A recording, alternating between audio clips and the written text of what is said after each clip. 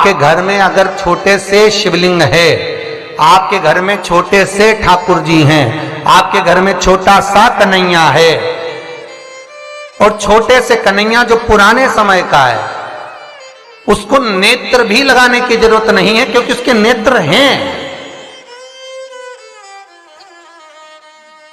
और मान लो तुमने इतना बड़ा कन्हैया ले लिया तो अरे बोलो तो जम के जरा, और उसका कोई एक नेत्र कहीं गिर गया, एक नेत्र कहीं चले गया, तो फिर दूसरा नेत्र लगाना पड़ेगा कि नहीं लगाना पड़ेगा? और अगर एक नेत्र पर रखोगे तो अच्छा लगेंगे कि ठाकुर जी? नहीं। तो नेत्र होना, जितनी बड़ी मूर्ति होती है, जितना बड़ा स्वरूप होता है, जितना बड़ा शिवलिंग होता है, जितनी बड़ी मूर्ति की स्थापना होती है, उतनी उसमें सेवा की और भाव की जरूरत पड़ती है। और पार्थिव शिवलिंग हो चाहे घर में शिवलिंग हो, घर में कोई भी मूर्ति हो, वो अंगुष्ठ की आकृति से बड़ी ना हो महाराज। बस इतना बड़ा स्वरूप शंकर का, इतना बड़ा स्वरूप कृष्ण का, इतना बड़ा स्वरूप राम का, तुम्हारे घर में जो भगवान है उसका स्वरूप इतना बड़ा। और पुराने हैं और कोई बड़ा स्वरूप है तो पूजन करो, मना नहीं है। अगर पुराना स्वरूप रखा है तो उसको कहीं देकर नहीं आना आपने को, कहीं उनको ठंडा नहीं करना, उनका विसर्जन नहीं करना, रखा है अब सेवा करो। पर कोई नई पूजन अगर बढ़ा रहे हो और कोई तुमसे करे मंदिर बनाओ, इतना बड़ा शिवलिंग का निर्माण करो, तो कहते महाराज जी हम तो छोटा ही भला। बच्चा जितना छोटा होता है उसको खिला दो, पिला दो, झूले में पटक दो, फिर टाइम पे पहुंचो, झूले में से उठाया, फिर दूध पिलाया, फिर पटक दिया, एक छोटा सा झुनझुना पकड़ा दिया, खेलता रहा। और वही बच्चा जब बड़ा हो गया तो कहीं इधर भगे कहीं उधर भगे, बेचारी माँ आई थी शिव पुराण सुनने के लिए और बेटे ने कार्तिक पुराण सुना दिया, तो कोई सुन पा रहा?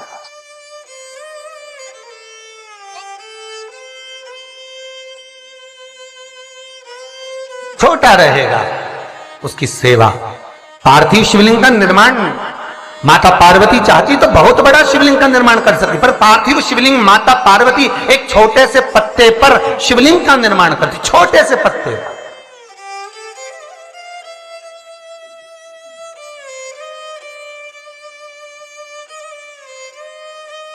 महाराज ध्यान दीजिएगा, एक स्कंद पुराण का एक बहुत सुंदर प्रसंग है। केल के पत्ते पर, बड़ के पत्ते पर, पीपल के पत्ते पर, बेलपत्री के पत्ते पर शिवलिंग के निर्माण का अलग अलग फल है महाराज, उसका स्मरण करिए जरा। महाराज केल के पत्ते पर, जब केल का जो पत्ता होता है उस केल के पत्ते पर जब कोई विशेष तीज की तिथि पड़े, कौन सी तिथि हो? तीज हो, जैसे हरतालिका तीज हो, कोई छोटी तीज, बड़ी तीज, और यदि आप तीज के दिन केल के पत्ते पर शिवलिंग का निर्माण कर कर उसकी पूजन अर्चना करते हैं, उसका स्मरण कर कर रात होने से पहले विसर्जन करते हैं, तो नारी की अखंड सौभाग्यता रहती है। दूसरा क्रम, बड़ के पत्ते पर जो शिवलिंग का निर्माण करा जाता है वो दोपहर के समय के बाद, जो समय 4 बजे से लेकर 6 बजे तक रहता है, बड़ के पत्ते पर उस शिवलिंग का निर्माण करा जाता है, छोटे से पार्थिव शिवलिंग का। ये काय के लिए होता है? तो कहा ये रोग मुक्ति के लिए होता है। कोई व्यक्ति बहुत रोगीला है और एक रोग के साथ उसके 4-4 रोग घिर रहे हो, मान लो उसको शुगर भी है, बीपी भी है, ये भी है, वो भी है, और उसको वो चीज, मान लो कोई व्यक्ति है उसका ऑपरेशन होने जा रहा है, एक सहज भाषा में लीजिए, और उसका बीपी ऊंचा नीचा हो रहा है, उसकी शुगर ऊपर नीचे हो रही है, तो क्या करना है अपन को? बड़ का जो पत्ता होता है उस व्यक्ति से उस बड़ के पत्ते के ऊपर शिवलिंग का निर्माण कराकर उसकी पूजन शाम को 4 बजे से लेकर 6 बजे के बीच में कराकर उसका विसर्जन कर दीजिए। फिर ना तो उसकी शुगर ऊपर जाएगी, ना नीचे जाएगी, ना बीपी ऊंचा ना नीचा, उस व्यक्ति का आप आराम से ऑपरेशन करवा सकते। 24 घंटे के लिए उसके रोग को शिव अपने हाथ में ले लेता है। बड़का पत्ता महाराज, इसकी कोई तिथि नहीं है, इसका कोई समय नहीं, इसका कोई पल नहीं, इसकी कोई घड़ी नहीं। तीसरा, पीपल का पत्ता, पीपल का पत्ता।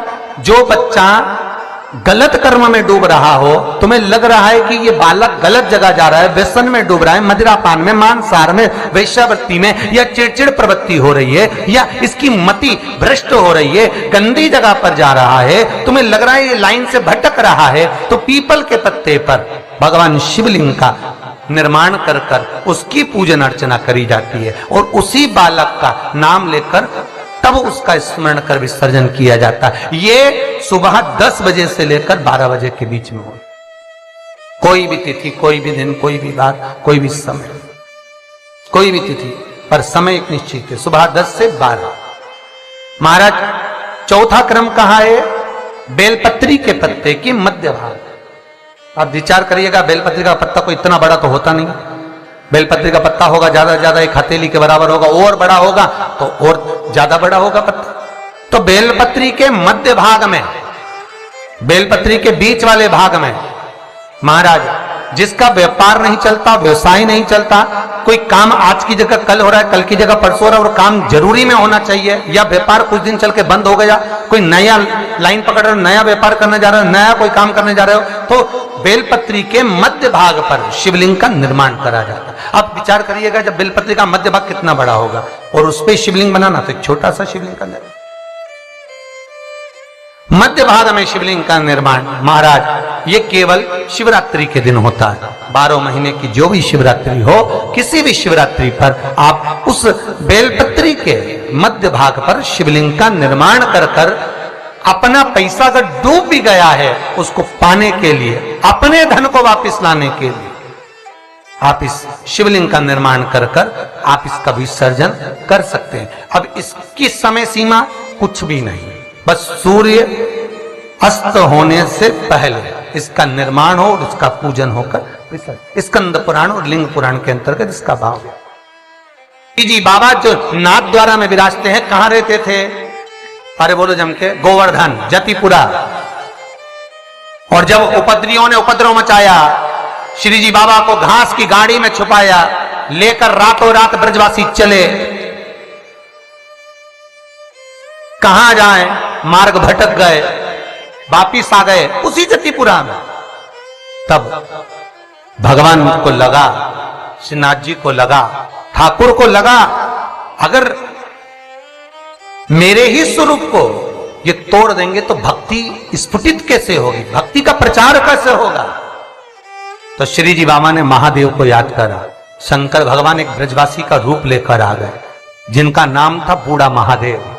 आज भी नाथ द्वारा में सारे ब्रजवासियों के साथ में भगवान घास की बैलगाड़ी के आगे शंकर भगवान बूढ़ा महादेव बनकर एक मसाल हाथ में लेकर, एक डंडे को हाथ में टिकाकर, और मेरे शंकर आगे आगे बैलगाड़ी के चलते रहे और ब्रजवासी सब पीछे पीछे चलते रहे। सारे ब्रजवासी जो साथ में जाने वाले वो पीछे पीछे सब दूर घूम लिए। तब श्री जी बाबा ने बैलगाड़ी में से झांक कर बूढ़े महादेव को देखा जो आगे चल रहे थे। उनको देखकर कहा, कहां रुकना है? बूढ़ा महादेव कहते हैं, बस यहीं रुकना है, बस यहीं। आज भी नाथ द्वारा में बूढ़ा महादेव है, और नाथ द्वारा में श्रीनाथ जी का दर्शन करने जाओ तो बूढ़ा महादेव का जरूर दर्शन कर कर आना, नहीं तो श्री जी बाबा राजी नहीं होते, भले तुम परम भगवती वैष्णव क्यों ना हो। कई लोग कहते हैं हम शंकर जी के मंदिर नहीं जाते, पर जब तक नाथ द्वारा में जाओ और बूढ़ा महादेव का दर्शन ना करो तो श्रीनाथ जी प्रसन्न नहीं होते। जैसे तिरुपति गए, तिरुमाला में दर्शन करे वेंकटेश भगवान के, और कपिलेश्वर नहीं गए तो भगवान नारायण प्रसन्न नहीं होते। उसी तरह मेरा बूढ़ा महादेव आज भी वहां पर विराजत, जो श्रीनाथ जी को नाथ द्वारा तक ले गया।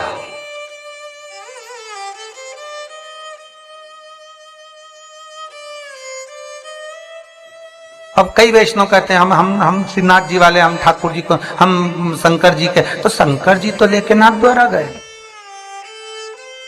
बाबा स्वयं आगे मसाल जला के ले जा रहे, चलो।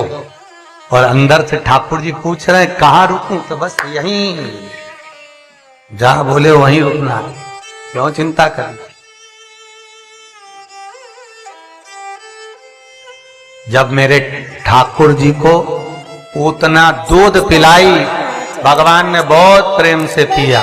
और जब भगवान को विष देने लगी तो ठाकुर जी को जैसे ही मुख में दूध की जगह विष दिया, ठाकुर जी ने नेत्र बंद कर लिए। कई कथाकारों ने कहा भगवान नेत्र इसलिए बंद कर रहे हैं कि उसको पूतना को पहचान रहे हैं। तो सब भगवान को पहचानने की क्या जरूरत थी? भगवान जानते थे ये रत्नमाला है, राजा बलि के दरवाजे पे मिली थी। पर भगवान ने नेत्र क्यों बंद करा था? शिव महापुराण की कथा कहती है भगवान नेत्र बंद कर कर पूतना के स्तनों का दूध मुख में रहकर भगवान नेत्र इसलिए बंद करे थे कि शंकर जी को याद कर रहे थे कि हमने तो हमेशा अमृत पिया है, विष तुम्ही ने पिया है, ये मुझे विष पिलाने आई, जल्दी से आओ और मेरे कंठ पर बैठ जाओ। और शंकर भगवान आकर कृष्ण भगवान के कंठ पर बैठ गए और सारा विष शिव पी गए। जब शंकर भगवान विष पी गए, शंकर भगवान को चक्कर आ गए। जो चक्कर आए तो शंकर भगवान चक्कर खाकर नीचे गिर गए। ठाकुर जी ने चरण का प्रहार करा, मानसी गंगा को प्रकट करा और गंगा का जल शंकर भगवान पर छीटा तो शिव जी का नाम चकलेश्वर महादेव पड़ गया, जो आज भी मानसी गंगा के नजदीक में। आज भी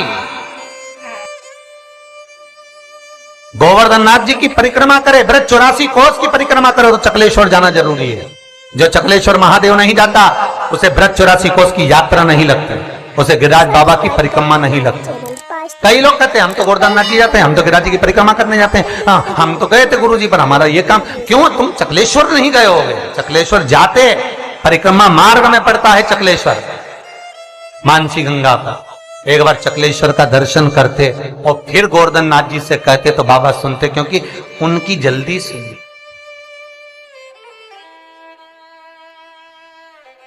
जल्दी सब्सक्राइब करें हमारा channel Vastu Facts, bell icon दबाएं ताकि आप सुना जा हमारे हर एक वीडियो से। हम उसको ज्ञात नहीं कर पाते। हम कई लोगों ने भगवान को बांट दिया, साहब ये राम वाला, ये कृष्ण वाला, ये ठाकुर जी वाला, ये शंकर जी वाला, पर देवता कभी नहीं बटे। तुम्हारी बुद्धि से तुमने भगवान को बांट, क्योंकि तुम जब अपने घर को बांट देते हो, परिवार को बांट देते हो, तो फिर भगवान को बांट दिया, भगवान नहीं।